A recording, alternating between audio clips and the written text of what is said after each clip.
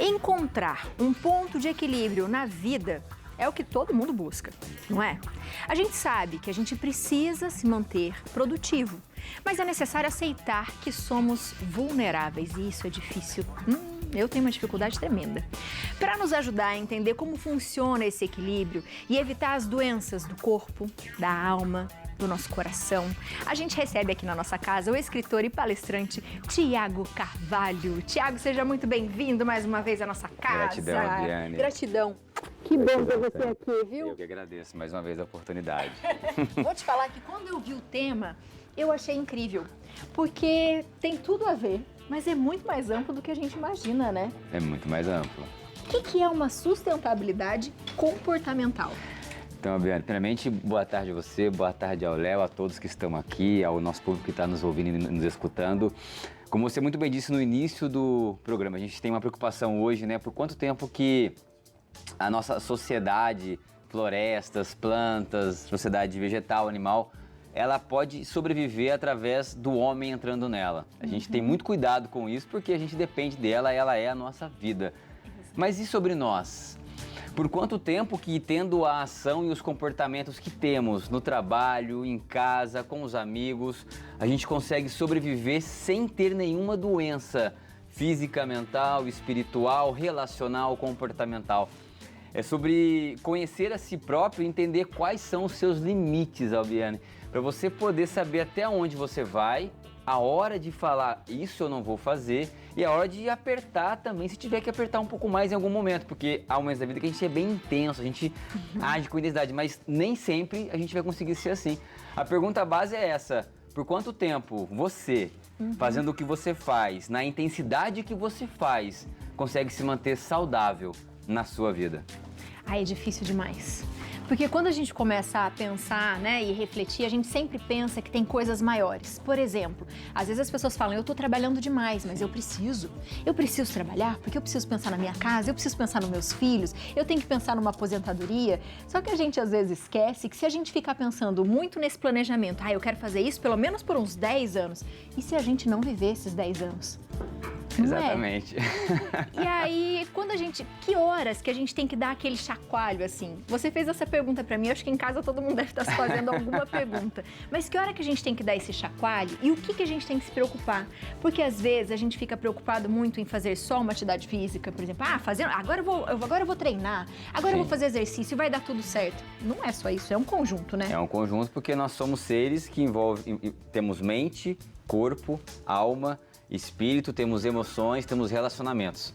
Não adianta eu estar bem apenas numa parte, a parte profissional, mas eu deixar de lado a minha parte física, a minha parte espiritual, a minha parte emocional, os meus relacionamentos, ou seja, a minha casa, as minhas filhas, os meus amigos. A gente vive numa balança, Biane, e a gente tem que nessa balança tentar entender aonde eu vou, aonde eu fico, porque somos seres completos, mas eu nunca serei excelente numa área se eu não for excelente na outra. E aí você me pergunta, qual é o momento? Tem dois momentos. A gente pode mudar ou perceber pela dor, ou pode mudar ou perceber pelo autoconhecimento em si e começar a observar a si próprio, porque o nosso corpo dá sinais. E a gente tem que aprender a não mentir pra gente próprio. A gente tem que, poxa, ele tá dando um sinal, eu tô com um esquecimento que não é normal. Eu tô com dificuldade de dormir, ou eu acordo muito cansado. São sinais de que alguma fase da nossa vida, a balança está pendendo muito para um lado. Então eu posso ser um exemplo ao me cuidar, ou um aviso para outra pessoa, que a hora que eu cair, aí outra pessoa vê, nossa, ele caiu. Ele é um aviso para mim. Então isso é uma escolha diária, a gente tem que tentar entender aonde que a gente está nesse processo. E se autoconhecer é a base. Se a gente não se autoconhecer, a gente vai cair. E aí, quando cair, a gente pode não conseguir levantar. O custo da prevenção é muito mais barato do que o custo da manutenção na hora que quebrar. Isso é verdade. Por exemplo, o nosso carro. A gente vê nele um valor, ele é um valor conquistado. Eu pergunto, quanto vale a sua vida? Quanto que vale você? Quanto que vale a sua história? É difícil, a gente nunca se pergunta isso, né? Mas o meu carro, eu coloco nele um bom combustível, eu faço manutenções periódicas, eu troco o pneu, Eu estou sempre observando se o painel acende alguma luz, porque eu entendo que ele é um valor, mas e o meu valor?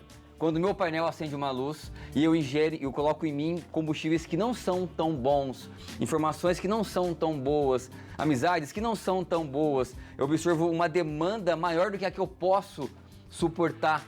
Eu não cuido da minha saúde, mas eu estou tranquilo. Não, eu não estou tranquilo, porque eu cuido de algo que eu posso comprar, mas a minha vida eu não posso comprar de novo. É só ela que eu tenho. E é complicado, quando a gente fala isso e você vai falando, acho que todo mundo vai pensando, e uma coisa que eu não sei, eu penso muito isso às vezes, quando a gente começa a falar, estou cuidando de mim, parece que a gente está sendo individualista, que a gente está sendo arrogante.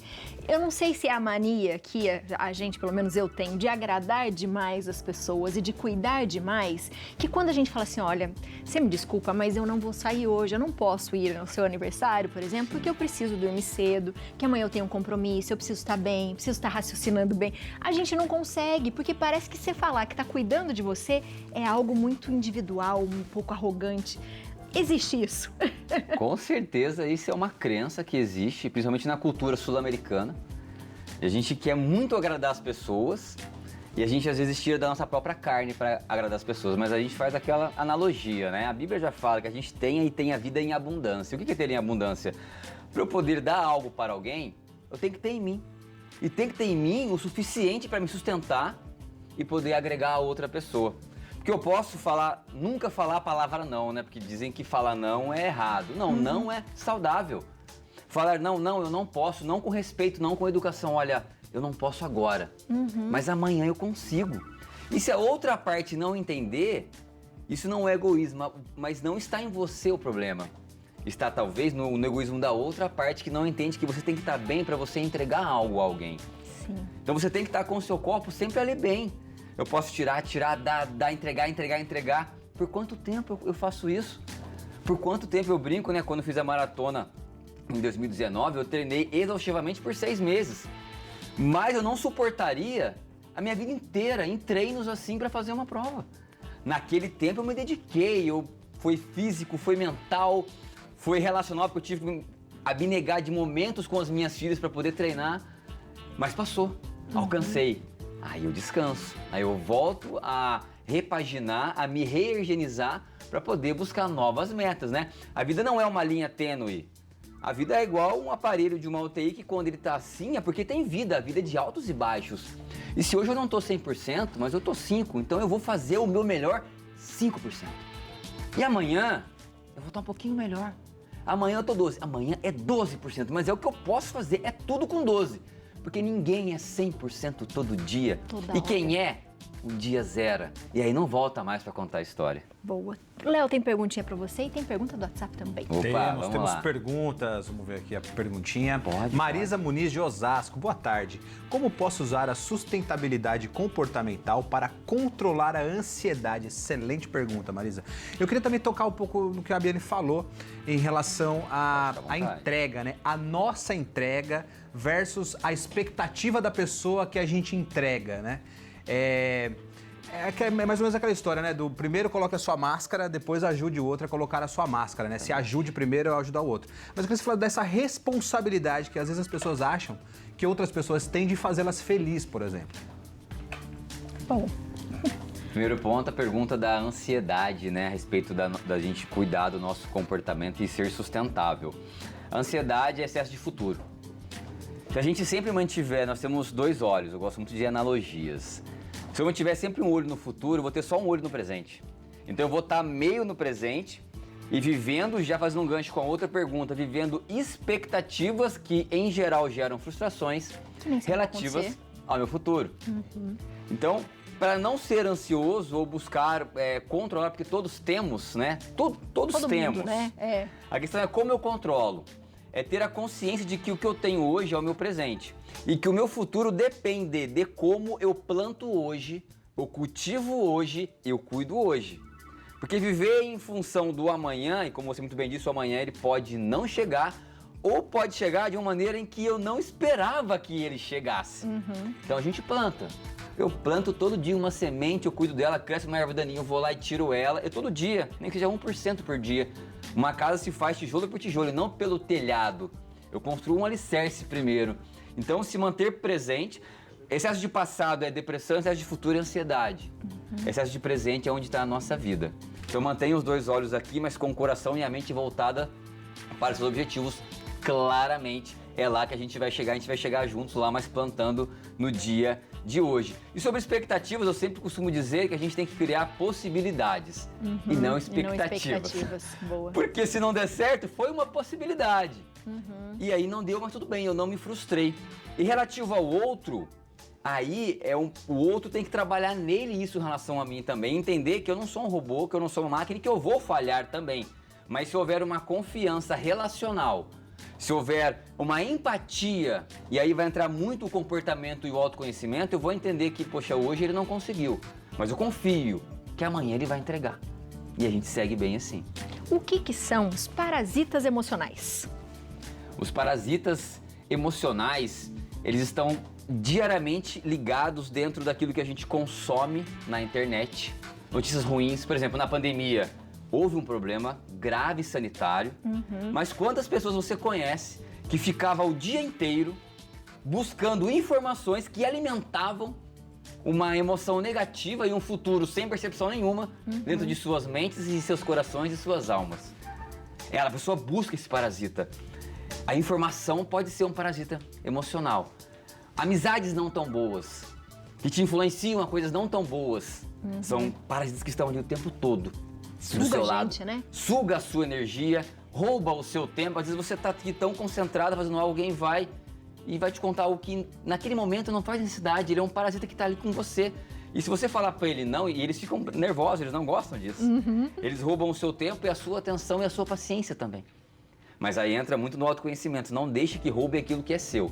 Podem roubar meu relógio, meu carro, meu tênis, minha roupa. Mas a minha emoção é só se eu entregar a cada um deles. Só depende da gente? O mundo influencia muito, mas nós determinamos. A gente não controla tudo. Ao contrário, a gente controla talvez nem metade da nossa vida. Eu vou acordar, eu posso topar meu dedo na minha cama, eu posso sair de casa, meu pneu furar, eu posso bater meu carro. Isso eu não controlo. Mas eu controlo como eu vou reagir ou quão de importância eu dou àquilo que me acontece. Isso eu controlo. E aí mora aquilo que cabe a cada um de nós. Cabe a você, cabe a mim, cabe ao nosso público, cabe a todos. É essa parte que nos cabe. A nossa parte. Legal. Tem uma coisa que você fala e eu queria que você explicasse um pouquinho para as pessoas. Sim. O que é esse pensamento do leito de morte? O que é isso? É pesado, hein? É pesado. O mindset do leito de morte é assim, ó, Biane, é se manter presente no momento que eu estou vivendo aqui com você agora. Eu estou presente aqui, nada vai tirar daqui a minha presença, nada. É como se eu entendesse que a partir daqui nada mais acontecesse para mim.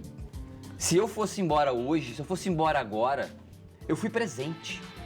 Eu tenho a minha mentalidade de que se eu estou com alguém e falei que eu ia fazer algo a alguém, eu tenho que estar presente ali. Aí vai então a nossa capacidade de falar não.